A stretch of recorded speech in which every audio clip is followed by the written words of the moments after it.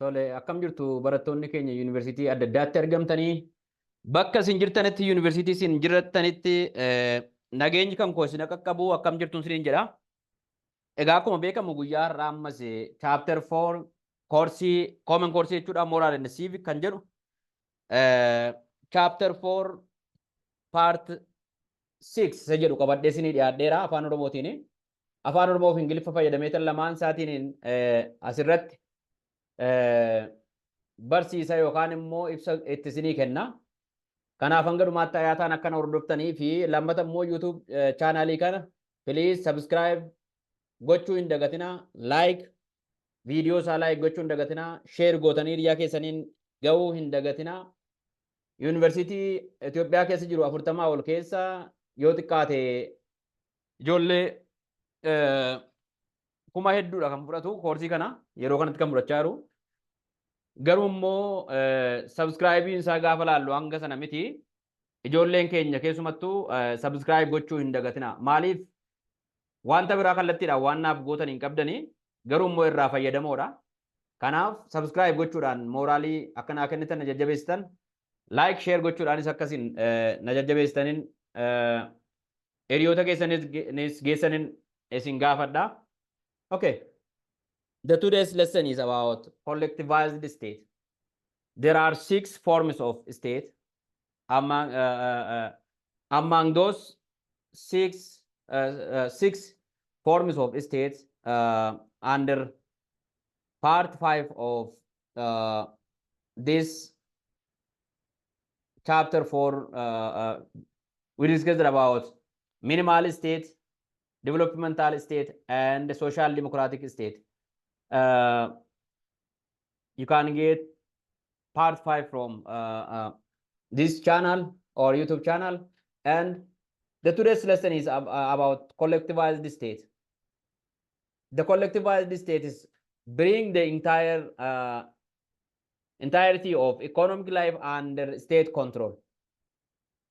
That means there is state control over the economy of the society. There is entirely control, full control, 100% control of economic life of the society by the state. Maal jechuudha collectivized state kana keessatti statein economy hawaasa sana hawaasa biyya sana keessa jiraatu dhibbaa dhibbatti control godha yookaan to'annaa isaa jala galchachuudha, ofii to'ata.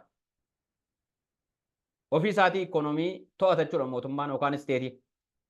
The best examples of collectivized states were in Orthodox communist countries such as the United States of Soviet Russia, USSR, and throughout Eastern Europe. Fakkeenyi guddaan kan collectivized state kana ideology kanatti fayyadamaa ture yookaan fayyadamaa jiruu fi dhibbaa dhibbatti immoo economiin hawaasa biyya sana jiraatu kan mootummaadhaan control ta'u yookaan stateidhaan control ta'u yookaan to'atamu Orthodox communist countries, communist systemii warra fayyadaman ta'e Orthodox religionii warra hordofan kanneen akka United States of Soviet Russia, United States of Soviet Russia. Soviet Russia jalatti biyyoota wal gurmeessanii ideology communismiitiin bulan fi Eastern Europe, biyyoota Eastern Europe collectivized state fayyadamu jechuudha. So those sought to abolish private enterprise altogether and set up centrally planned economies administered by a network of economic ministries and planning committees. Under collectivized state, there is abolition of private enterprise or privatization, while there is entire control of the economy under the government, under the states. Kana jechuun maal jechuudha? Abolish private enterprise. Private enterprise yookaan immoo abbootiin qabeenyaa dhuunfaa akka isaan badan taasisa jechuudha. Private enterprise or private organizations, business organizations warri business organization abbootiin dhuunfaa qabeenya dhuunfaa akka isaan badan taasisa jechuudha. Akka isaan hin jiraannee fi central plan economy dha. Centraalii mootummaatu economy irratti pilaanii baasa. Economic ministeriin immoo sana gaggeessa. And the planning committee yookaan komiteen karoora biyya sanaa isteetii sanaa baasu economy biyyattiif karoora baasaa economic ministeerii wajjin ta'e jechuudha. Privatizationiin yookaan immoo abbootiin qabeenyaa dhuunfaa hin jajjabeeffaman jechuudha. Hin balleeffamu malee. The so-called command economies were established through a system of directive planning that was ultimately controlled by the highest organ of the Communist Party. Under collectivized state, there is command economic system. That means there is central control of the highest organ of the Communist Party. The party control, the state control, the economy of the society. Maal jechuudha kun command economic system fayyadama jechuudha. Biyyi collectivized state ta'ee ideology kana gaggeeffamu command economic system kan Itoophiyaan bara dargii fayyadamaa turte sana jechuudha. Under socialism. Communist Party fayyadama command economic system ida. Economy mootummaan ofii isaatii to'atu jechuudha. Abbaan qabeenyaa dhuunfaa kan inni itti bakka hin qabne jechuudha. Free market economy hin jiru jechuudha. Gabaan bilisa. Command economic system keessa. Faallaa capitalism yookaan immoo capitalism economic system jechuudha. Faallaa liberal economic system jechuudha. Capitalism keessatti abbootii qabeenyaa dhuunfaatu jajjabeeffama.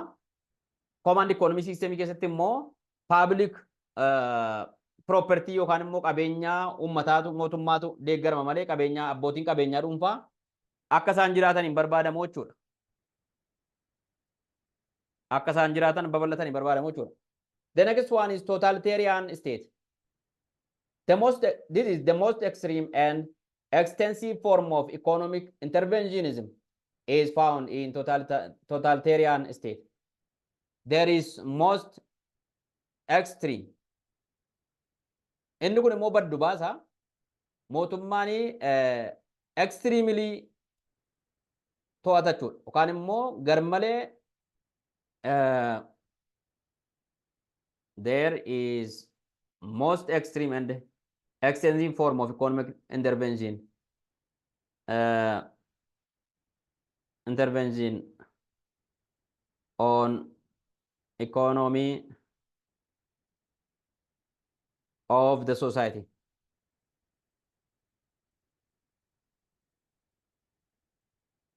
Extreme jechuudha. Sana jechuun maal jechuudha? Maal jechuudha? Extreme control jira yeroon. Collectivized society state keessatti economy biyya sanaa mootummaatu to'ata. Economy qofa. Direct control godha. Totalitarian state keessatti garuu mootummaan economy qofa to'atatu hin taane the state directly control not only the economy. Economy qofatu hin taane kanneen biroos kanneen akka education, culture, religion, family life and the other affairs of the society is controlled by the government or state. Economy qofatu hin taane waan mootummaan to'atu maal educationiin to'ata. Control godha of jalatti. Culture, religion, family life, jireenya maasaa hanga sadarkaa jireenya maatii tokkoon namaa to'achuutti mootummaan to'annaa isaa jala galcheetu to'ata jechuudha. Economy qofa miti. Totalitarian maal adda baasa? Totalitarian keessatti yookaan immoo collectivized fi totalitarian maal adda baasa? Collectivized keessatti mootummaan economy qofa dhibba to'ata malee education, culture keessa hin galu. Totalitarian garuu state keessatti statein maal godha yookaan immoo mootummaan maal godha? State jala waan jiruuf ofii isaatii jechuudha. State kan gaggeessu mootummaa waan ta'eef. Education illee dabalate, culture, religion jala kanallee mootummaatu control godha jechuudha. And the best examples of totalitarian states are Hitler's of Germany and Stalin's of USSR or United States of Soviet Russia.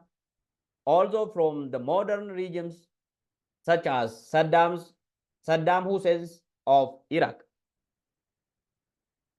Totalitarian state kun example kana yookaan totalitarian state kan fayyadamaa ture ideology kanaan kan deemaa ture Hitler of Germany, the previous government of Germany. Biyya Jarman kan bulchaa ture Hitler mootii jedhamuu fi Stalin kan United States of Soviet Russia bulchaa turedha. Bara dhiyeenyaa kana keessa immoo modern regime keessa immoo Saddam Hussein of Iraq. Iraqin kan bulchaa ture Saddam Hussein totalitarian state yookaan ideoloojii kanaan gaggeeffamaa ture jechuudha. Mootummaan economy biyyaan to'ataa, barnootaan to'ataa, culturein to'ataa, religioniin to'ataa, family life hanga sadarkaa family life'itti to'annaa isaa jala waan hundumaa galcha jechuudha. The central pillars of totalitarian states are a comprehensive process of surveillance and terroristic policing and a pervasive system of ideological manipulation and control of everything of the society. Control of everything. Terroristic policing basa, surveillance control of everything of the society. Waan hunduma waan hawaasi qabu hunduma mootummaan to'annoo isaa jala galchaa jechuudha totalitarian state keessatti. The next one is religious state. In countries such as Norway, Denmark, and the United Kingdom, state religions have developed. State religion immoo maal jechuudha? Is the state that is ruled or administered or guided by principles of religion. Principally amantii jechuudha. Biyya amantii jechuudha. Biyya amantaa amantii tun taane sorry. Amantaa. Fakkeenyaaf biyya amantaa shari'aatiin gaggeeffamtu, musliimaatiin gaggeeffamtu, biyya amantaa kiristaanaatiin yookaan immoo akkaataa macaafa qulqulluutiin gaggeeffamtu jechuudha. Principally amantaatiin kan gaggeeffamtu. Yookaan kan islaamaa yookaan kan kiristaanaa yookaan kan amantaa biraa jechuudha. For example, in the process of Islamization gaafa process gochaa turan, introduce gochaa turani, amantaan islaamummaa gaafa babal'ataa ture jechuudha. In Pakistan, under General Zia al-Haq, after 1978, there was establishment of an Islamic state in Iran. Bara General Zia al-Haq Pakistanin bulchaa ture, bara 1978 booddee jechuudha. Islamic state, biyya islaama, state islaama, Iraniin keessatti General Zia al-Haq. Kana jechuun shari'aadhaan kan gaggeeffamtu jechuudha. Shari'aa amantaa musliimaatiin kan gaggeeffamtu biyya Iraan hundeessaniiru jechuudha. Yookaan immoo namni kun hundeesseera jechuudha. Generaalli kun. Akkuma kana Israa'el jalqabumarraa jalqabdee biyya amantaa kiristaanummaa gaggeessituudha. Biyyoonni kanneen akka Giriik har'atu hin taane jaarraa 15ffaa 16ffaa dura jechuudha. Kiristaan isteetii turan jechuudha. Islaam isteetii akkuma Iraan faan ta'an isaan sun immoo Kiristaan isteetii kan Baaybiliidhaan gaggeeffaman. Faan immoo macaafa qulqulluudhaan pirinsipilii macaafa qulqulluutiin kan gaggeeffaman turan jechuudha. Strictly speaking, religious states are founded on the basis of religious principles and in the Iranian model. Religious state kan jennu akkuma sinitti it's based on religious principles, guided by religious principles.